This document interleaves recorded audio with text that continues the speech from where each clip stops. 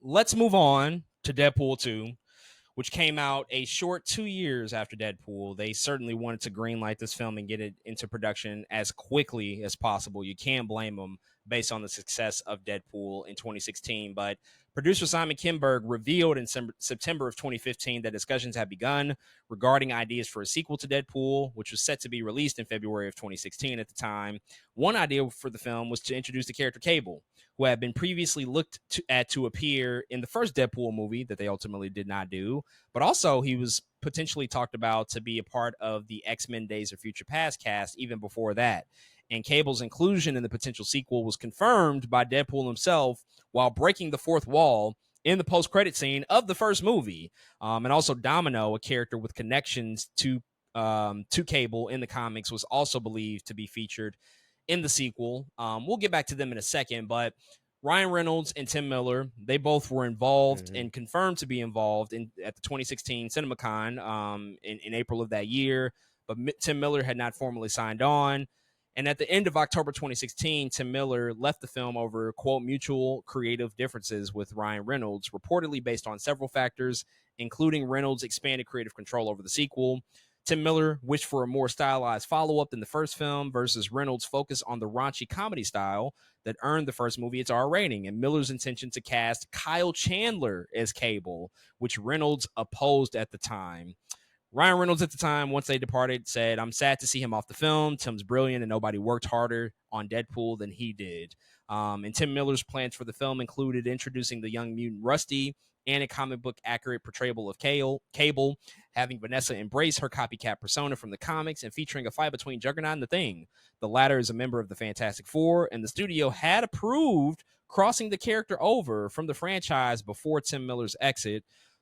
But then a week after his departure, Fox started to look at David Leitch, Drew Goddard, and Magnus Martins and Rupert Sanders as potential replacements. But shortly thereafter, David Leitch emerged as a strong frontrunner for the role, signed on a month later, and Ryan Reynolds was already a fan of David Leitch's work because of what he did on the John Wick film, and said the director really understands Deadpool's sensibilities and where we need to take the franchise, and he can make a movie on an ultra tight minimal budget look like it was shot for 10 to 15 times for what it cost. So let's talk about that quickly. Just Tim Miller's exit from the franchise. They had mutual creative differences. I mean, do any of those ideas stand out as things you wanted to possibly see be a part of this movie? And then in addition to that, David Leitch, sort of stepping in to take over directing duties again, coming off of his successful outing with the John Wick movie and really sort of launching a new franchise for Lionsgate, and really helping restore Keanu Reeves, to the forefront of Hollywood at that particular point. Talk about just, sort of that director change and him sort of stepping in to fulfill sort of this director role and taking on this massive sequel that they were going to follow up with. I think it makes a lot of sense that, David Leitch ends up directing this movie. Just everything you just said, the conversations I think being had between Ryan Reynolds and David Leitch, and because after John Wick comes out, again, we just got done talking about, I think, the physicality that Tim Miller had, and I think David Leitch absolutely has, I think, some of those same sensibilities when it comes to the technical prowess and action and the things I think you can get done and be seen for, like you said, a small budget. That first John Wick, the budget's not crazy. You know what I'm saying? It's not a crazy budgeted movie. So I think a lot of, if that's what Ryan Reynolds is going for, and those are the pieces he wanted to put together, wow, trying to maintain, I think, some of that creative control at the same time, I think that makes a ton of sense. I think it comes together, I think, in a wrapped up in a little bow, at least that what Ryan Reynolds was trying to go for, given him and Tim Miller had creative differences. I think it makes all the sense in the world that they came to that point, and how we get the movie we got. I don't know. I don't know. Maybe I am just curious, even more so, what Tim Miller had in mind, but it is hard for me to envision after seeing this movie, like, oh, what would the other Deadpool 2 movie have looked like? I'm not sure if I would have liked to see it or not. I'm really interested. to see what that would have looked like, or even what this movie looks like without David Leitch, because it does go to a different realm than that first movie does. This movie is way more comic booky than the first one, and so yeah, I would be interested to see, is that some of the creative differences, how comic booky we get? Because to be honest, that's some of the things I really like about the second movie, is how comic booky we were able to get. So yeah, I'm very curious on how some of the ins and outs of those things. Yeah, because other than that, I'm not really sure what I would have changed, but I still like the product that we got. Yeah, it's rare when you have somebody like Tim Miller come out, do something that's super successful. He doesn't, ultimately return. It's rare to have a director step in and do a really great job at following up something that was just so massively Yeah. successful. And I think David Leitch did Mm-hmm. a really, really great job on Deadpool 2. And in rewatching it over the years, knowing everything that he did to really set up the universe of John Wick, and then you look at Deadpool 2, Mm-hmm. Deadpool 2 looks like John Wick. It actually looks It like they does. take a lot of cues from the creative choices, the environments, the cinematography, the lighting, especially. They Mm-hmm. take so many cues from John Wick, and I think it does serve the movie because it does go to an even more heightened level. Even though that first one is Mm-hmm. super grounded and super gritty, this one we're leaning a little bit more into the fantasy because now we're talking about time travel and cable. There's a lot more Yeah. sci-fi that you have to introduce into the movie, and I think you need those sort of heightened sensibilities. You need somebody that can match that aesthetic and that style. And so David Leitch turned out to be really, really appropriately good for this role and to come in and to lead this film. And he's also super well connected in the industry, knows a lot of people, has really strong relationships with some people who ultimately appear in this movie that we'll get to in a second. But we should also talk about Cable and Domino because they are the other two sort of co-stars in this movie. As I mentioned earlier, Kyle Chandler was Tim Miller's first choice to play Cable, which would be totally different than Josh Brolin, but he wasn't the only one that was considered for Mm-hmm. Cable. By the beginning of March of 2017, Michael Shannon had been in the running to portray Cable, but no longer could due to a scheduling conflict. This would have been after he already portrayed Zod in Man of Steel just a few years before that. But also, they were looking at David Harbour. David Harbour had screen tested for the role, and even Pierce Brosnan at one point was believed to be in negotiation for a part in the movie, potentially that part being Cable. Brad Pitt, Mm-hmm. even at one time, was considered for the role, but had, quote, moved on.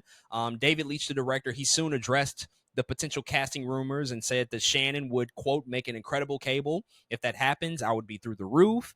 And on Brad Pitt, he said, quote, we had a great meeting with Brad. He was incredibly interested in the property. Things didn't work out schedule-wise, but I think he would have made an amazing Cable, end quote. Yeah. Ultimately, Josh Brolin emerged as a, quote, surprise contender to play Cable in April of 2017, ahead of both Michael Shannon and David Harbour, and he was officially cast in the role.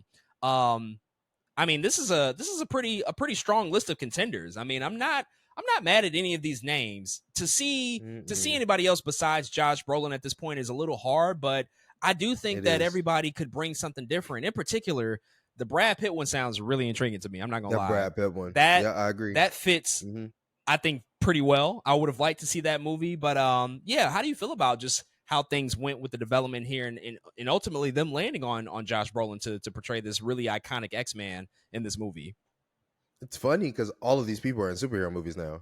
Literally every single person except, I mean, Brad Pitt is he ends up in this movie, but like still, it's like it's funny. Pierce Brosnan ends up Doctor Fate, and David Harbour, and what's his name, Red Guardian. It's just like, how did we I thought you were gonna get say here? Hellboy. Oh my god. Oh, Hellboy, bruh. Oh man, That's where I thought Lord you were going. Jesus. Yeah, but No, I was going Thunderbolts. I was going thank God you missed that one. I'm glad you ignored that one.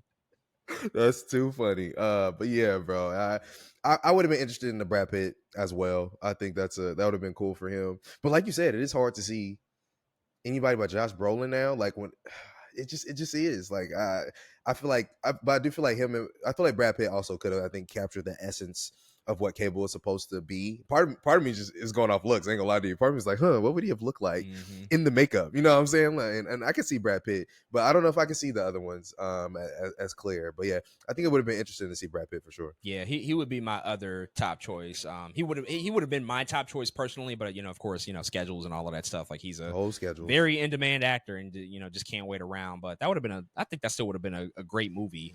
Probably potentially even a better movie with Brad Pitt, if we're being honest, because Maybe. he could bring a Yeah. lot to the role. But Josh Brolin was fantastic as Cable. But that was also the summer of Brolin, 2018, because He owned it. literally 2 weeks before Deadpool 2 comes out, he's also in Avengers Infinity War, and he pretty much breaks the hearts and minds of every person on Earth due to the events of Avengers Infinity War. But, you know, in the lead up to this, I think we all knew and remember at that time. I remember vividly, like, wow, Josh Brolin is reaching a new apex. Of course, he had been a working actor and had been turning in, you know, really, really great, respectable performances for a long time. But now this was his moment to cross over and become, you know, sort of a superstar, a well-known quantity in Hollywood. A lot of people probably didn't really realize, like, oh, Josh Brolin is Thanos, because it is a complete CG performance, even though he's doing motion capture. Mm-hmm.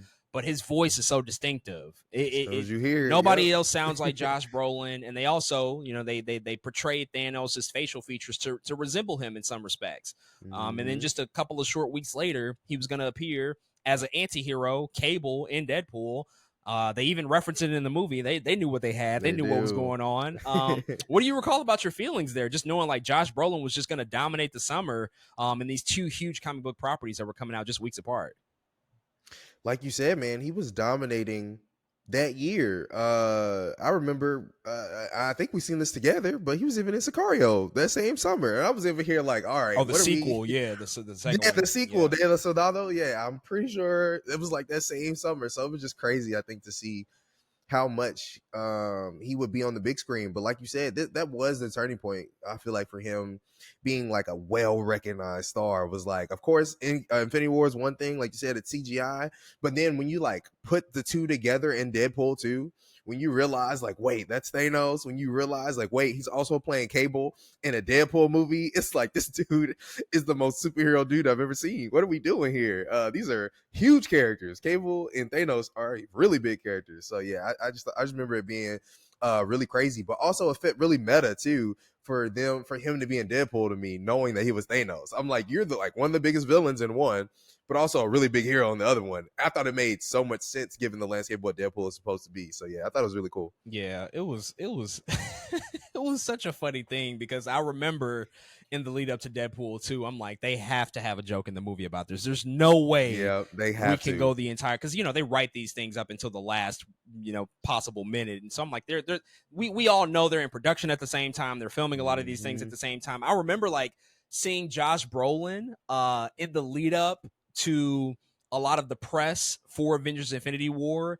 and he was just ripped to shreds. It's like, you are just yoked for no reason right now, because he got in such phenomenal shape to portray Cable. I mean, he was just in ridiculous shape. He was just, you know, he looked great, but in the preparation and the lead up, you know, when he was doing a lot of his press for earlier movies that come out, you know, maybe a year before, it's like, wow, he's not getting swole for Thanos. That's all motion capture. He's getting swole to portray Cable. He has to stand side by side with a lot of these larger than life characters and be really impressive in that way. But it was a really fun time to just see him cross over in this way and have a lot of fun with these two huge films that were going to come out just weeks apart. But also on the other side of things, Domino, an equally important character in this film. They tested a lot of actresses to portray this role, including a short list that included names like Lizzie Kaplan, Mary Elizabeth Winstead, Sienna Miller, Sophia Boutella, Stephanie Sigmund, Sylvia Hoeks, Mackenzie Davis, Ruby Rose, Eve Hewson, and Kelly Rohrbach. But ultimately, the producers were particularly interested in casting either a Black or a Latina actress in the role. At one point, Aubrey Plaza had auditioned, but ultimately Ryan Reynolds announced in spring of 2017 that Zazie Beetz would be cast in the role of Domino. And at that particular point, she was probably most known for being in Atlanta on FX, starring alongside Donald Glover in that series. I think a lot of people discovered her there. And so shortly thereafter, now has an opportunity to step up and play, you know, a lesser known character, a lesser known mutant in the X-Men canon, but to be, again, a part of a huge machine, a huge film that was going to clearly be successful. Talk about Domino in this movie and just like what Zazie Beetz brought to the role and her dynamic with not only Deadpool, but everybody in the cast, including Cable. Low key, Aubrey Plaza also would have killed it. Like you brought up Aubrey Plaza, I was like, wait, that actually makes hella sense for her. Great to be dry humor, all of that stuff. Yeah. She would have worked for sure. But man, I'm so happy they went with Zazie Beetz. in this movie. I think she's having a blast in this film. I mean, just the way her character works and operates as, again, this girl who's just happens to be hella lucky. And for Deadpool to constantly be talking about like, what's your power? You're just lucky. Like, what are you doing? You shooting up luck juice or whatever I'm just like, this is insane. But yeah, everything she's doing works so well. And I'm also happy they picked Zazie Beetz. Um, as a black woman, she is light skinned, but like the way the makeup and her mark works on her face is just cool to me. Like it looks really good and it looks perfect. And I think just seeing this kind of superhero or heroic ish kind of woman with curly hair was crazy to me at the time. You know what I'm saying? I'm like, whoa, y'all did what? So I really like her in the movie. I like her and her interactions with Cable, like her interactions with Deadpool. But yeah, I think she was having so much fun. She had to get so physical in this film as well. I love how much they give her, because really that whole the whole X team isn't formed isn't until like the second half of the film, until you that's not until you see her, but when you do see her, I think she does kind of take over in a fun way that makes sense for the movie. So yeah, I really enjoy her in this movie.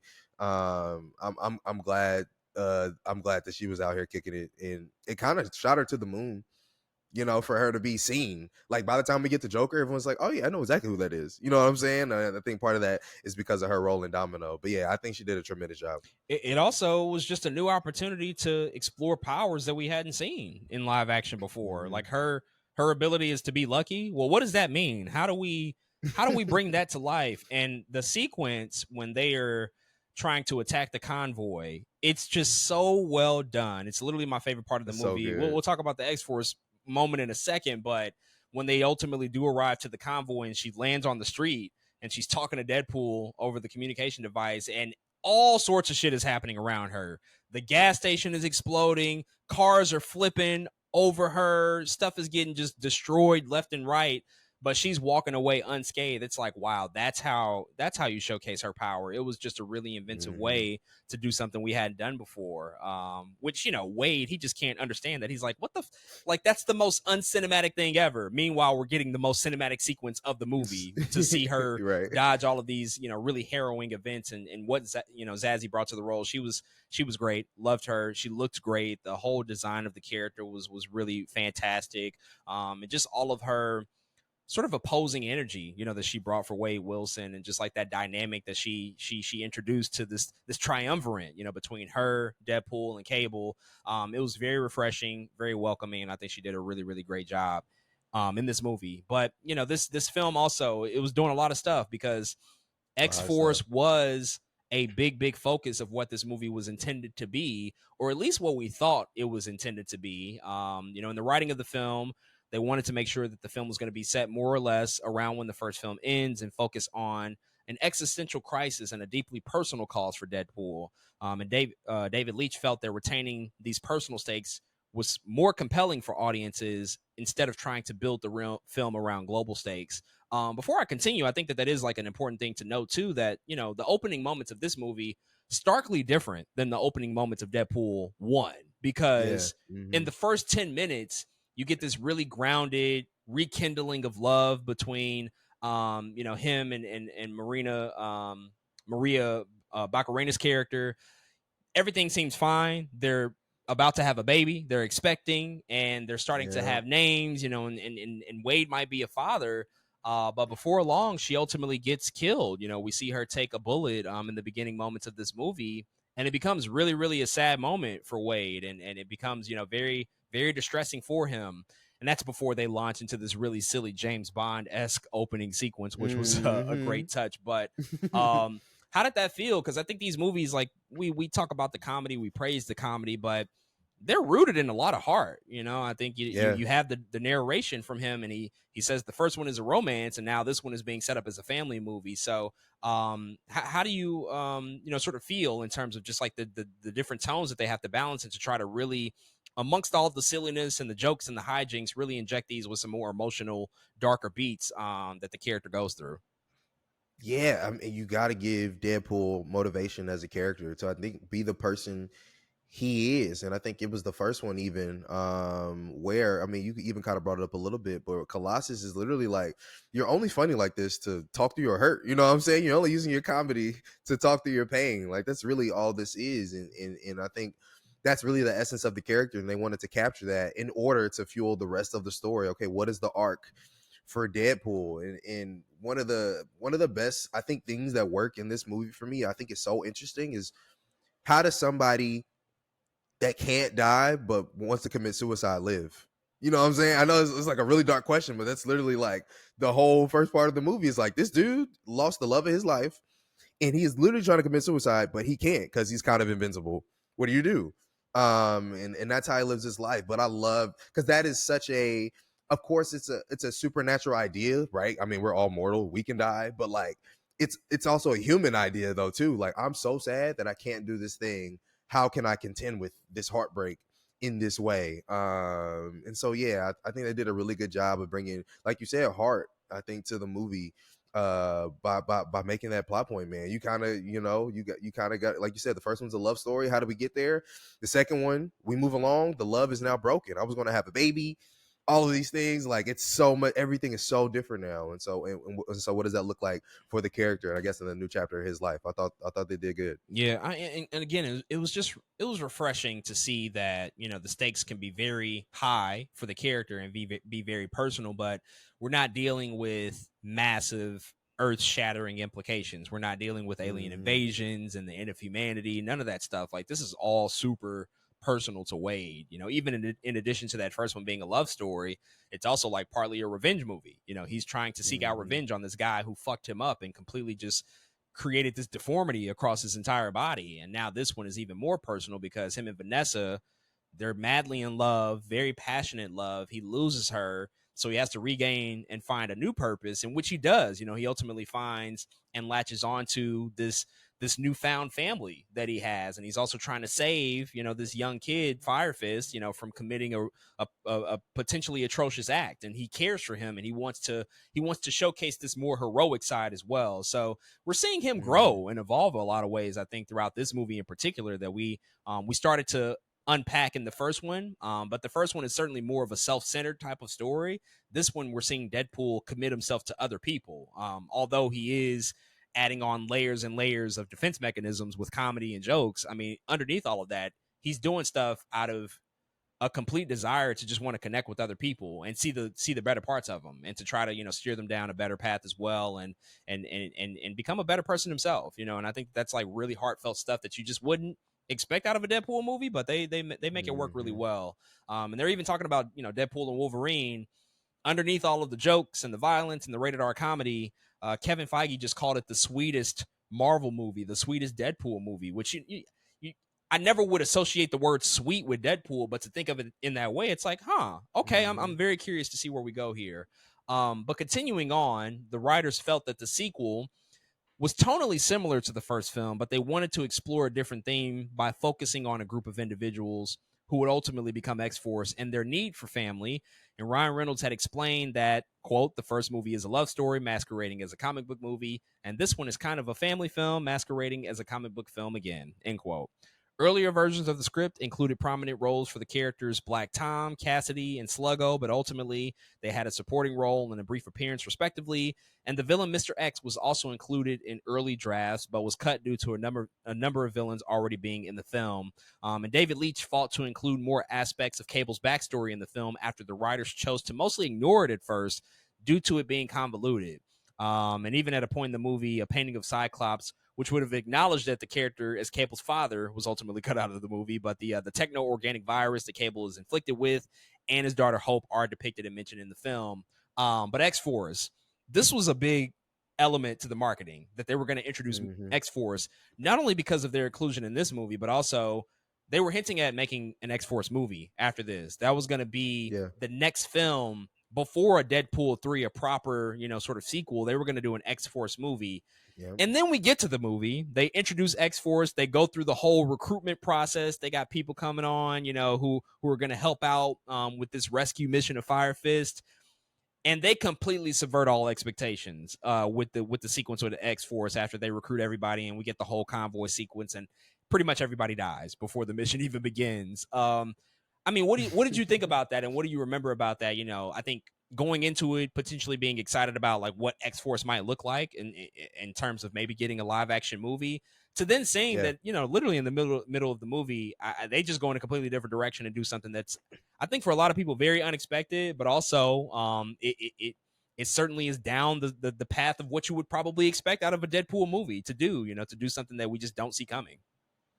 Yeah, X Force is the Marvel's version of Suicide Squad. They're supposed to be like this ridiculous ragtag team that's kind of been put together. But it is funny that you say that the marketing is what's supposed to be like, oh, we're putting this team together. The X Force is going to be a thing, and then they get rid of them so quick. It's so Deadpool, I think, to do something like that, especially like you said. I definitely remember an X-Force movie was supposed to come out, and like people were talking about an X-Force movie is supposed to come out. You're like, wait, what?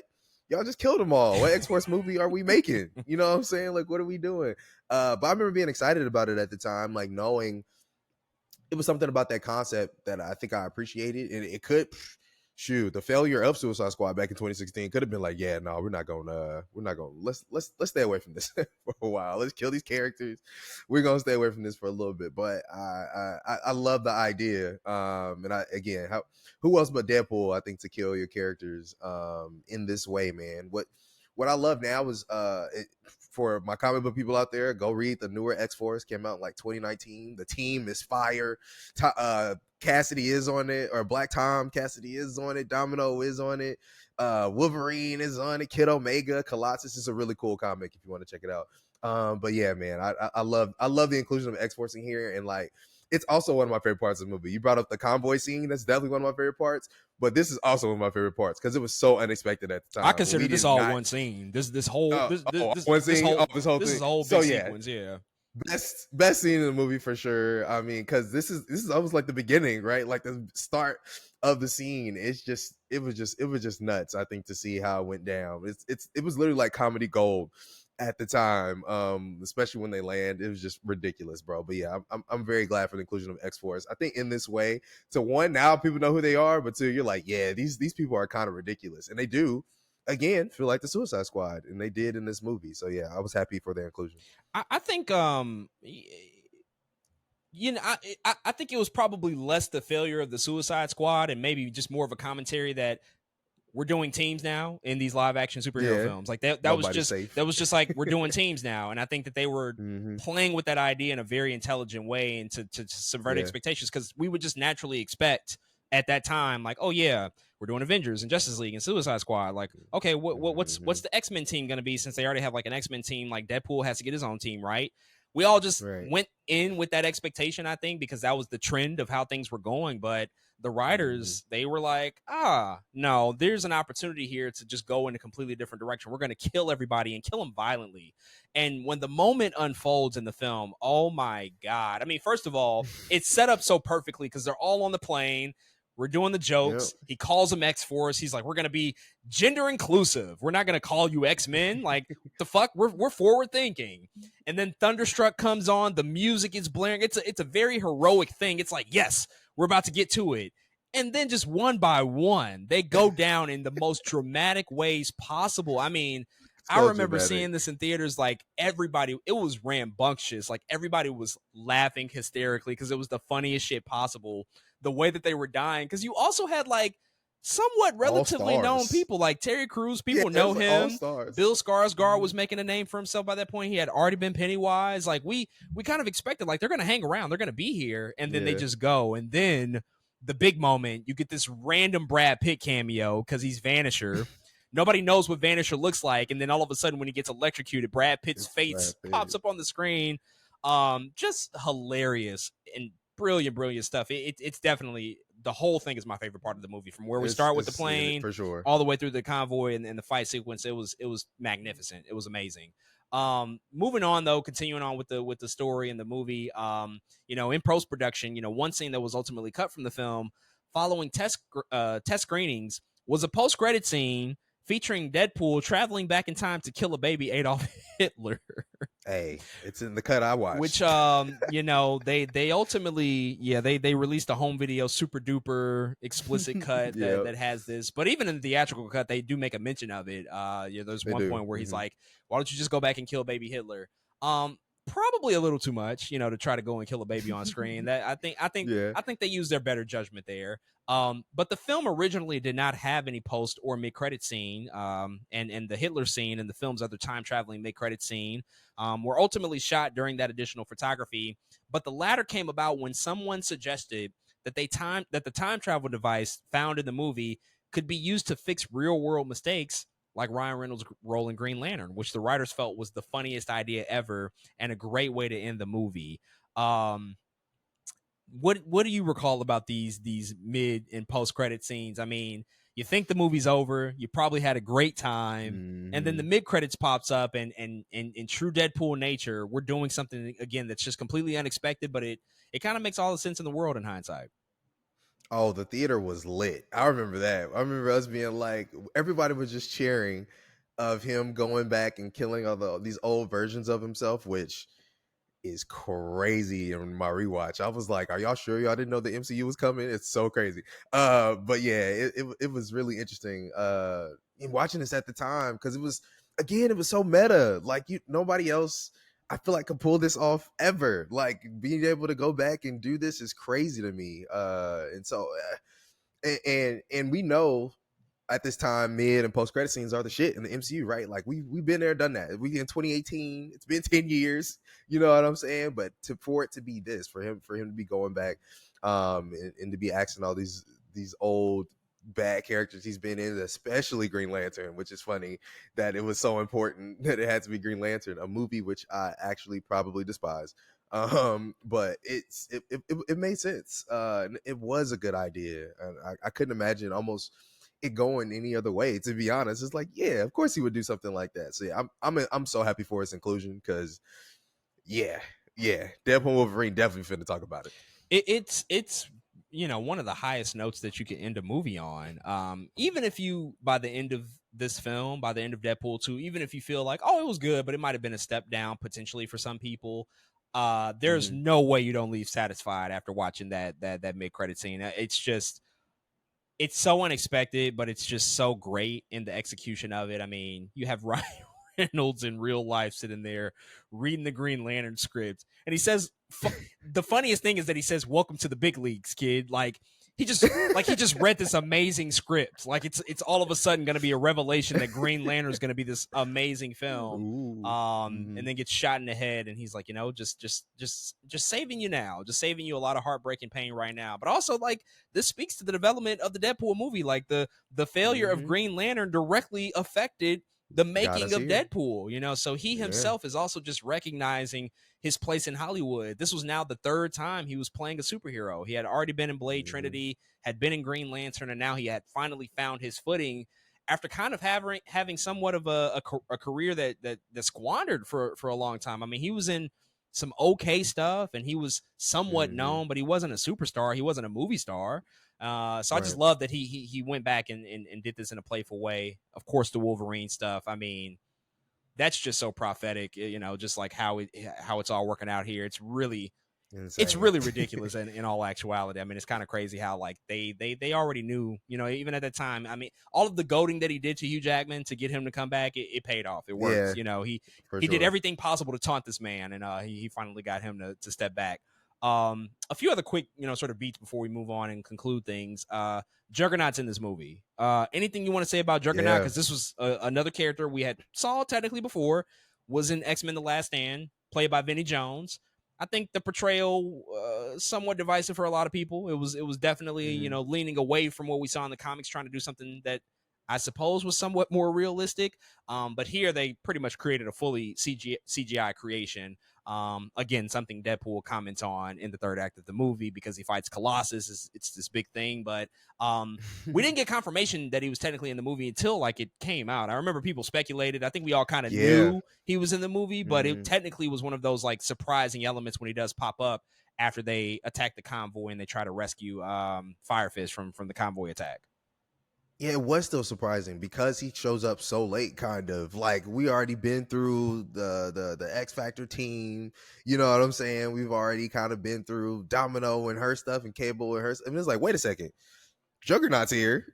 Whoa, he's really here. And like you said, we were speculating, we were hearing a lot of stuff about it, but to see him was like, oh, y'all went, y'all went back to the comic booky, like huge. You know what I'm saying? Juggernaut. I thought that was really cool to see. Yeah, man, I was so glad about his size, especially after see, like, really, this dude and the way he's built. We couldn't get Apocalypse right, bro. I know. It's just like, come on, we couldn't get Apocalypse right, but Juggernaut is right. It like blows my mind. But yeah, I was really happy with his inclusion in the film. I really like the hey big guy, sun's getting real low. Like, I Good think stuff. that's 10 out of 10 commentary right there. And then he just rips Deadpool in half, which I was like, oh, you really did that. He was like, I'm going to rip you in half now. And Deadpool starts talking and blabbering, and he really does it. For some reason, I know these movies are already crazy, but for some reason, I thought he like run away or something. He really just let him rip him in half. I was like, whoa, what is happening in this movie? But yeah, I thought it was a decent inclusion of Juggernaut. It didn't have to be super serious because, to be honest, Juggernaut is already like a crazy concept for a character anyway. So I was just happy to see him here and him to be again. I was happy for his size and the way they used him. I thought they did pretty good. Yeah, Juggernaut is definitely a goofy character. You know, like it's a Goofy. really goofy character. I mean, every iteration of it's like I don't take him serious, but he is like a physical force. And so I thought he was deployed really intelligently here. Like he's not in the film a ton, but he is a physical threat, a physical foe. Can have a huge brawl with Colossus. Looks a lot better because they do go with the larger interpretation, the really huge, muscular, just wild over the top stuff in the design. And yeah, it sets up probably my favorite joke of the movie when he rips him in half and Deadpool is growing back the baby legs for Oh my like 10 minutes god, of the movie, and so he's funny. sitting there next to Blind Al and he fucking has his legs crossed and then he uncrosses them. you see you see these little baby testicle. It is Oh my ridiculous the stuff goodness, that they it's go so through ridiculous. in this movie. But I thought it was really funny stuff and how they made this all come together. There was also a cameo from the traditional X-Men in the movie too that I just want to quickly touch on. They were filming this movie at the same time as Dark Phoenix, and so they were able to get a lot of those primary characters to do a quick shot early in the movie when Wade is in X Mansion and he's talking about not being a part of the X-Men. You get like a quick fun cameo of James McAvoy and the rest of them, sort of, donning their suits. Quicksilver's there, Beast is in there. How did you feel about seeing that? I think we all kind of knew, like, yeah, the franchise isn't in a great state on the X-Men side of things, but it's nice to kind of see them here. Maybe they might cross over at some point and they might come together and do something in a film, at some point down the line. Yeah, it was interesting. Especially in that first Deadpool where he's like McAvoy or Stewart. These timelines are so confusing. You know what I'm saying? I was just like, and you come into this movie and it's like, oh yeah, there goes McAvoy. I remember being like, oh yeah, there goes McAvoy. They actually got him for 0.5 seconds in the movie of opening that door real quick. Yeah, I thought it was a cool moment. Regardless, because we had spent enough time with those characters at that point. That's a lot of movies. You know what I'm saying? It's just as much as the old cast at that point. So it was like, oh shoot, there goes the X-Men. So yeah, I just thought it was a really cool moment. I'm happy they at least were able to do that, even though they were shooting them at the same time.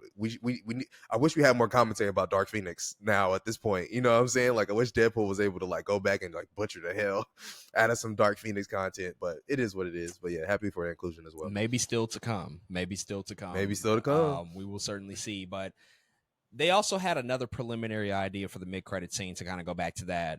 They were planning to potentially show more X-Force recruitment interviews, with one of the interviewees being Chris Evans reprising his role as the Human Torch from the Fantastic Four movies.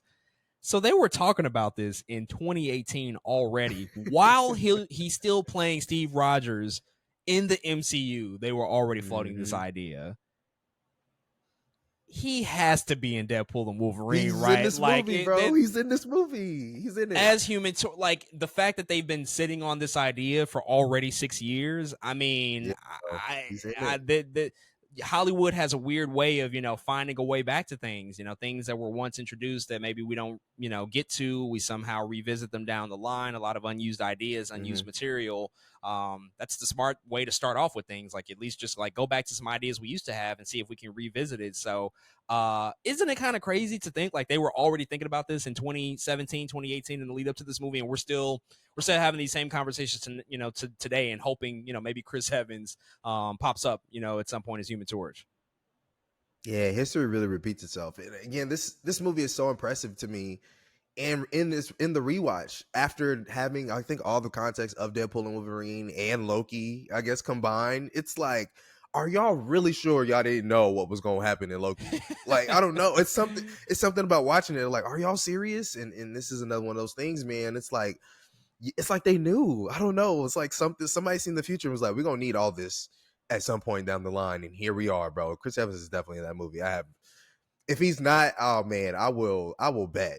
Like, whatever. If he's not in it, I will do something crazy. But yeah, the dude's definitely in the movie. I certainly hope so. But as I mentioned earlier, they were planning an X-Force movie, but after Disney's acquisition of 20th Century Fox in March of 2019, those plans were scrapped in favor of rebooting the franchise and ultimately integrating him into the Marvel Cinematic Universe, which brings us to now. We made it. We're here. We are just a few days short from the release of Deadpool and Wolverine. But this film, Deadpool 2, was super successful. They basically were able to repeat the success of the first film. It had a higher budget, of course, at $110 million, but it ultimately made $785 million at the box office, just $3 million more than the first movie it made. But the film opened in over 4,300 theaters, setting the record for the widest R-rated release ever, beating the 4,100 count of It from September of 2017. It sold a total of 5.8 million tickets on its first day of release, making it the second highest Wow. number of opening day tickets being sold for any rated R film, only after The Matrix Reloaded. It went on to debut to $125.5 million, the second best opening for an R-rated film, only behind the original, and became the first film to dethrone Avengers Infinity War atop the box office. Deadpool 2 ultimately superseded its predecessor to become the highest grossing rated R film of all time until Joker, with the global gross of over $1 billion, surpassed it in 2019. Deadline calculated the net profit of the film to be $235.4 million when factoring together all expenses, making it the seventh most profitable release of 2018. It got an 84% on Rotten Tomatoes, a 66 out of 100 average score on Metacritic, and an A cinema score from audience members. And once again, the ninth highest grossing movie at the global box office in 2018, which I contend is the greatest year for comic book movies of all time. Number one, Avengers Infinity War. Number two, Black Panther. Number three, Jurassic World Fallen Kingdom. Number four, Incredibles 2. Number five, Aquaman. Number six, Bohemian Rhapsody. Number seven, Venom. Number eight, Mission Impossible Fallout. Number nine, Deadpool 2. And number 10, Fantastic Beasts, The Crimes of Grindelwald. To quote the Leonardo DiCaprio meme from Don't Look Up, we really had it all, didn't we? We really had it all. 2018, something was in the water, because what's not even on this list is Spider-Man Into the Spider-Verse, which also came out that year. What a time it was. What a beautiful time it was. It truly was the apex, I think, of all of this. And I don't know if we'll ever match those highs ever again. It's a really ridiculously unprecedented year of just success after success from every company involved, essentially making comic book movies, from Fox to DC to Marvel Studios proper to even Disney with Pixar and Incredibles 2. Like, everything was just working. Everything was good. We really had it all. What do you remember just about, of course, Deadpool 2 being successful as it was and dethroning Avengers Infinity War after the run it had been on, but just where we were in 2018, just all of these massively successful movies coming out one after the other all throughout the year in 2018 as things were really ramping up. I was in the movies a lot. Oh my God. Just remember how much I was at the movies. We were literally at the movies all the time. And just being, I think, in a state of happiness, man. Shoot, a lot of these movies I know we seen together, so we was in that thing just kicking it. You know what I'm saying? Like, wow, we're gonna see what? We're gonna see what? It was just a good time to be alive. Especially, to be honest, Black Panther by itself was like a different trajectory for my life. Like, I already knew before that movie coming out how happy I was gonna be like the whole year. Marvel does a good job coming out with movies around my birthday. Black Panther was another one of those ones. I just remember just being excited about the year. And then Infinity War, Incredibles 2. People know how I feel about the Incredibles. I just couldn't believe where we were. I couldn't believe where we were. Like you said, we had it all. and now we're kind of not scraping, but we're trying to get it back, man. We really are. We're trying to find our way back, I think, to that time period. Yeah, it was just a happy time. I think nothing could go wrong. It makes sense why people just started trying superhero movies for no reason. You know what I'm saying? Let's put this random comic book movie out. I'm sure people are gonna go see it. Of course, we find out formula doesn't work anymore. We're now since entered new territory of like your movie actually has to be good now, but they were cooking with grease back then. And I think I love that Deadpool 2 is also part of that conversation because of everything that happens in that movie. It is so different from all the other movies that came out that year. And yeah, man, it's like we're in a new stratosphere now. So yeah, very, very happy. I was very happy. Even my beloved Aquaman came out in 2018. Even It was Aquaman. just Even Teen glorious. Titans Go to the Teen Movies, I Titans think, Going to came the out that Movies was year. also really It good. was a low-key banger. Really good, Yeah. really funny movie. Yeah, it was just beautiful. It was beautiful. It just it never got better than this. And again, I don't know if it ever will. I can't, it's really hard when you look at the list of films here. Even just the exclusively comic book type of films, it was just Yeah. everything. I mean, all of these were sort of revolutionary in their own way. Infinity War, Black Panther, Into the Spider-Verse, Deadpool 2, like all of these things were just doing all different types of things, all super distinct and different from each other. No two movies were Yeah. alike. We Mhm. just saw, I think, some of the highest highs in terms of live action comic book movies that we can that we could ultimately experience, in Deadpool 2 played a big role in that. But that'll ultimately bring us to the end of this conversation and of this podcast series. Before we officially close out and officially wrap this up, because the next time we talk about Marvel and Fox X-Men characters will be with Deadpool and Wolverine when it comes out in just a few short days here. Last thing we got Yes, to sir. do, what cameo will be the one cameo that would get you the most excited in that movie? There's just so many Mm. possibilities. It doesn't even have to be from Fox, from the Fox X-Men movies. I mean, it could be anything, because really, we're kind of at the place where all stuff is up for grabs. I mean, is there a cameo or even a number of cameos? It doesn't even have to just be one that you just want to walk into this movie and ultimately, walk out and say like, "Oh my God, I'm so glad they'd had so and so. I cannot believe they included so and so." Because we just know that this movie is going to, I think, be a love letter to a lot of older live action Marvel characters, especially from the Fox canon. Mhm. But who would you be most excited to see pop up in Deadpool and Wolverine? Most excited to see, man. I'm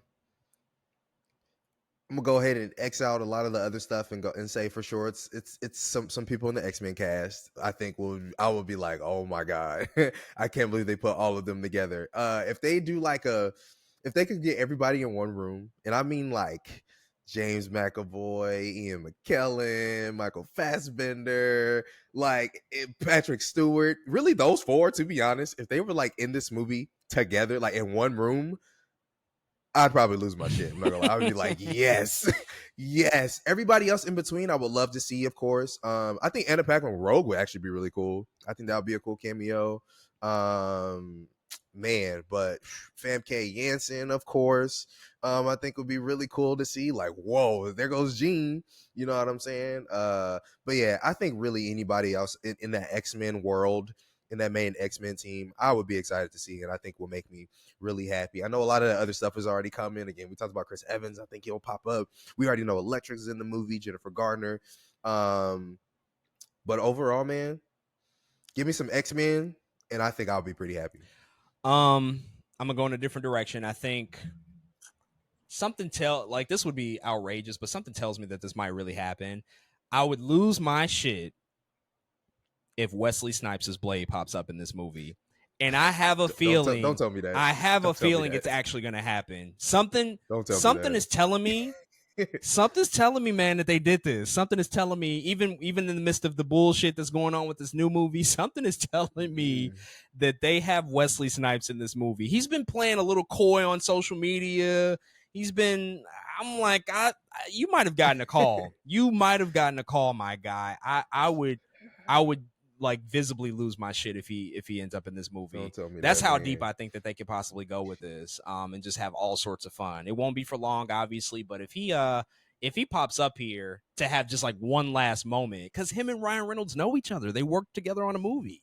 That's like a whole thing that happened. You know what I'm saying? Like that is real history I see. that also plays into Deadpool.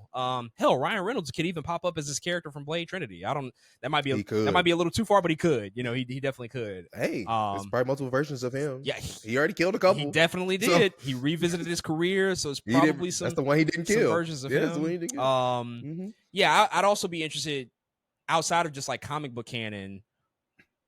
To that note, what characters might they be pulling from just like their filmographies in general? Like, I know we're going to get Wolverine variants for sure, but like, are they going to add in like Hugh Jackman specific stuff, like from his career in this movie? That's crazy. Like, are we going to talk about The Greatest Showman? I think that might be a thing. Like, I just saw an interview where Ryan Reynolds talked about how much his kids love that movie. And Hugh went to his house and performed the music for his kids while they were watching it. So it just feels like that has to be a part of it. Like Ryan Reynolds is putting all of himself into this movie, so it feels like that might be another component. Like we're starting to get, because it goes beyond just comic books and stuff like that. Like we're talking about all the pop culture that's really at our disposal that could be at play in this movie. So I think that would also get me pretty riled up to see if they lean into like their personal filmographies, other stuff that they've done outside of these obvious two characters that are going to lead the movie. What if Ben Affleck's in the movie? Man, Big Ben. Or Colin Farrell.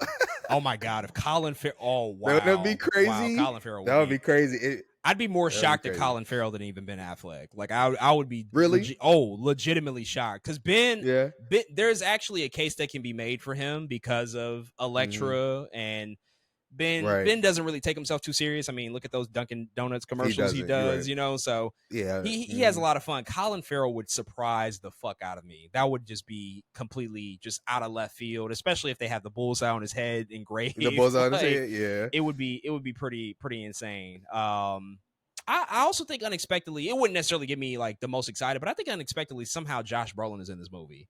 Like maybe not as Cable. Maybe not as Cable.